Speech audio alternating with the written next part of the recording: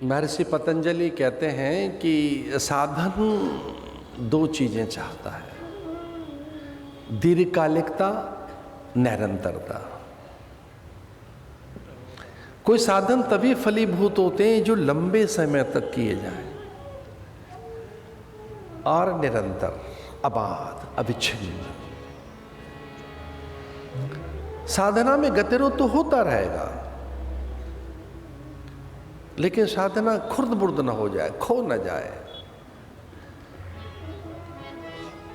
कुछ लोगों के नित्य नैमित्तिक कर्म, साधन कर्म तो चलते रहते हैं, पर साधना खो जाती है। कुछ लोगों के जीवन में नित्य कर्म रहते हैं, नैमित्तिक कर्म, लेकिन साधना खो जाती है उनकी। नित्य कर्म नहीं है साधना, जो नित्य कर्म है उनसे अलग है साधना।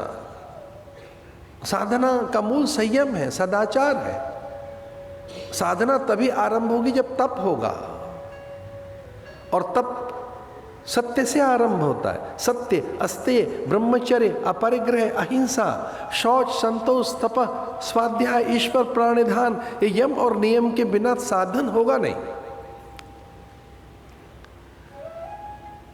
एक बार भूपत मन माई, भय ग्लानि मोरे सुत नाई। वृद्धावस्था निकट है।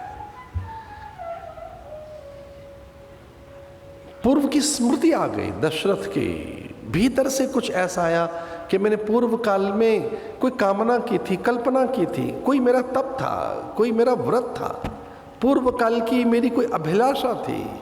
हृदय में से अभिलाषा जागृत हुई। पूर्व काल में कुछ सोचा था मैंने। स्वप्न में हमारा पूर्व काल प्रकट होता है। सपने 7 प्रकार के होते हैं। एक सपना वो जिसमें पूर्व की स्मृतियां उजागर होने लगती हैं। पूर्व काल, कारण शरीर कई बार प्रकट होता है।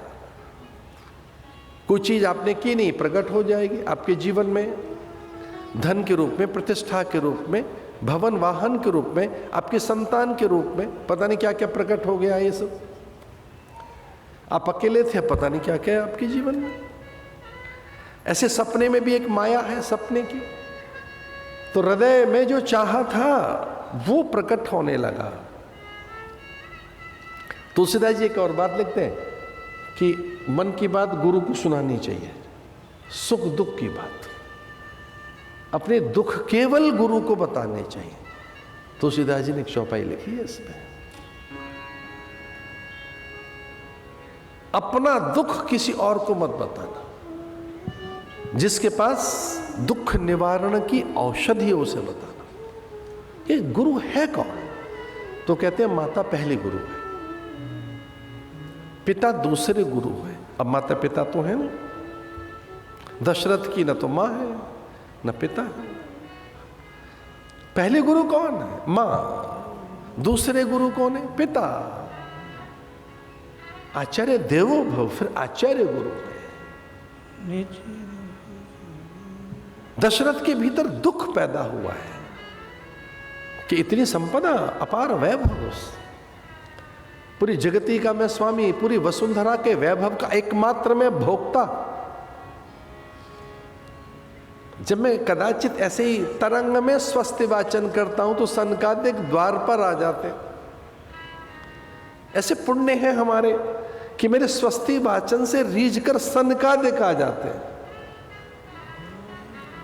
मैं ऐसे ही ब्राह्मणों का पूजन करने लगूं तो चुपके से ब्रह्मा दिखने लगते हैं मुझे।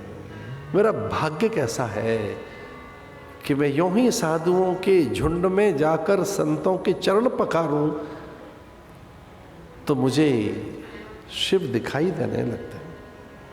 जिनके द्वार पर शिव का आवागमन हो, ब्रह्मा आते जाते हो, जिनकी देहरी पर नारद और सनकादिक का आगमन हो,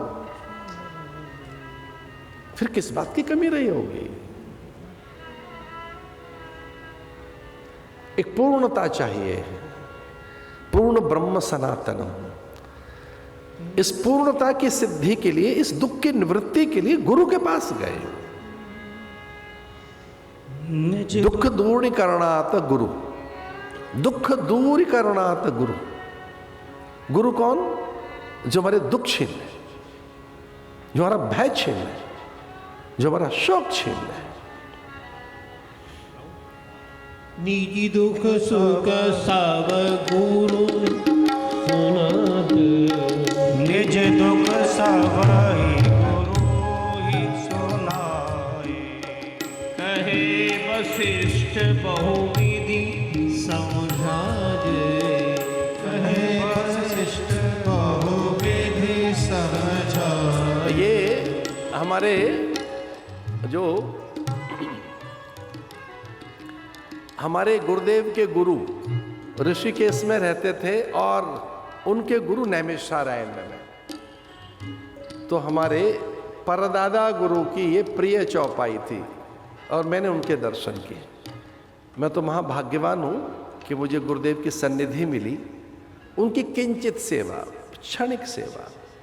लेकिन महाभाग्यवान है, हमने तो अपने दादा गुरु को देखा, हमने तो परदादा गुरु देखे अपने, जिन्होंने कभी अन्न ही नहीं खाया, फलाहार करते थे। ब्रह्मलीन भगवतपाद पूज्य नारदानंद जी महाराज रोज ये चौपाई गाते थे कि मन में वेदना हो, दुख हो, अल्पता हो, अभाव हो, कोई कष्ट हो, दुविधा हो, संशय हो या किसी प्रकार की मानसिक कोई और ऐसी विपत्ति हो, किसी को मत बताना, गुरु को बताओ। अपनी दुविधा गुरु को बताना। अब गुरु कौन? भाई माता गुरु हैं, पिता गुरु हैं, आचार्य देवो भव, आचार्य को बताइए, गुरु को बताइए। अपनी दुर्बलताएं दूसरों को मत बताओ। आपकी दुर्बलताओं को जानकर वो आपका दोहन करेंगे, हंस भी जाएंगे, वो जान जाएंगे आप कितने दुर्बल हैं, आप दीन हैं। इससे आपकी हानि भी हो सकती है। सच्चे मित्र को बताई जा सकती है, पत्नी को बताई जा सकती है कोई दुविधा। दशरथ ने कहा पत्नियों को नहीं बताएंगे, कष्ट होगा उनको, अपनी पत्नियों को नहीं बताएंगे। कौशल्या बहुत कष्ट में चली जाएंगे। सुमित्रा और कैकेयी को यह दुख नहीं बताएंगे, गुरु को बताएंगे। अब गुरु को बताएंगे तो जाएं कैसे? तो नंगे पैर, पदत्राण त्याग दिए, सचिव, सेवक, सारथी, मात्य, अमात्य, महामात्य, प्रधान सचिव, सबको मना कर दिया। पदत्राण, पदत्राण करते जूते चप्पल उतार दिए, पादुकाएं त्याग दी, नंगे पैर चल पड़े।